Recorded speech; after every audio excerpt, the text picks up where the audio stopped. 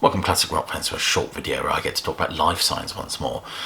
Now if you remember, I've been extolling the virtues of this album, Altitude, with a fine 15-minute opus title track, which actually made my 10 Best Prog Epics video as well.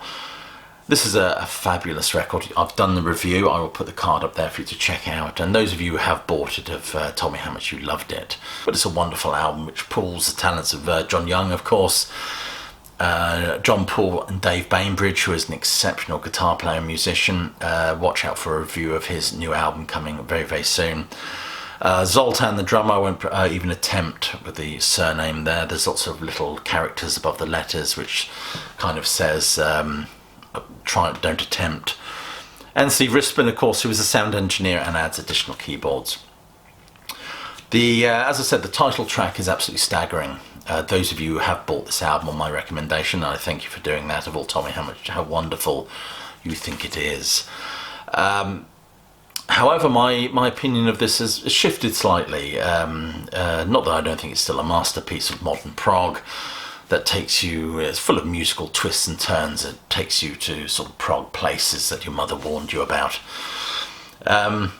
It's remarkable. It really is a great album. However, I've been listening to some of their other stuff, and I thought I'd talk about that. There's this one, which I believe is the first album. This is the first album Lifesigns put out, I believe. Of course, you still had Martin Frosty Beadle on drums. Martin Frosty Beadle used to play in the band The Cutting Crew, if I'm not mistaken. Could be wrong there, but he's no longer with them. So this is the first album. This is the kind of prog bastard of the family. It really is quite dense. It's very rewarding to listen to. It's right up my street, to be honest with you. I prefer this sort of thing to the more when prog starts to get a little bit poppier, shall we say. It's same with Marillion. Talking about Marillion, I love the stuff they do now rather than albums like Holidays in Eden and things like that, which have a glossy vibe to them. Not that I'm saying Lifesigns is glossy in any way. I mean this album is sufficiently proggy to keep the beard strokers happy for quite a while. However, but I'm not going to say this one is better than Altitude. The best album from Lifesigns is this one. I must admit, when I heard this was called Cardington and I saw the cover, I thought we were going to get kind of a We Are Village Green Preservation Society, but a proggier version with John Young's waxing lyrical and sardonically about the minutiae of English life seen through rows and rows of potted jams and village fetes and tombolas and that sort of thing. But we don't get that. We do get a collection of songs that are not related, but there is one song, I think Cardington, I think it's the last one, which is a lengthy piece which deals with the fact that airship R101 was built in Cardington in Bedfordshire. So that song very much deals with that. Who was first though? Was it John Young's or Iron Maiden? I can't remember. But this is a fabulous album. Open up for you. What's great about this album is it blends perfectly the dense prog.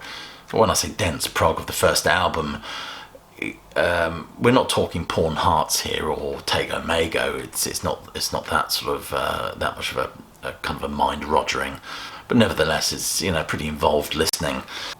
What this album does is it blends the heavier prog of the first album, but it also blends it with the really lush and hookier elements of Altitude. So I think this is a perfect symbiosis of the two, and therefore this is the perfect Lifesigns album. I think if you like prog and you go out and buy this, you will be thanking me for it. Anyway, so that's I highly recommend it. Lifesigns, Cardington. I will find a purchasing link and stick it below this video for you to go and check out. Anyway, that's my thoughts on Lifesigns. Oh, sorry, I forgot to mention this album. Of course, I've been sent this wonderful Live in London Under the Bridge. This is, of course, this combines tracks from the first two albums, not Altitude. Of course, Altitude has come after this. And it's a nice panel affair, which includes 2 discs and a DVD. It's wonderful to hear this stuff live, to be able to see it performed live. The performance from Frosty Beadle is just, he plays with such aplomb and passion. He's just interesting to watch in itself. The musicianship is fantastic. The musicianship of this band is great. The live renditions don't sound that dissimilar from the studio versions, but it's a fascinating watch, to be honest. You just hear this music performed in the moment. These are the sort of gigs I will go to more often, I think, as I'm going to see Lifesigns in April. So I shall enjoy that. All these bigger gigs, these big stadium gigs, are totally ruined now by this constant sea of iPhones. It just goes up in the air as soon as anything interesting happens. So I'm going to start veering away from the bigger concerts to the smaller, more intimate affairs. Anyway, so that's my recommendation. If you liked Altitude, I think you will like Cardington even more. Check out the Cardington album by Lifesigns. And you've been watching a short review by Classic Album Review. Be sure to click like, subscribe. Check that bell, do all that stuff, and check some of the links below this video for ways you can support the sterling work done here. And even if it's just like the Facebook page. Anyway, I hope you're well, staying safe and warm, COVID-free, but more importantly, of course, that you keep listening.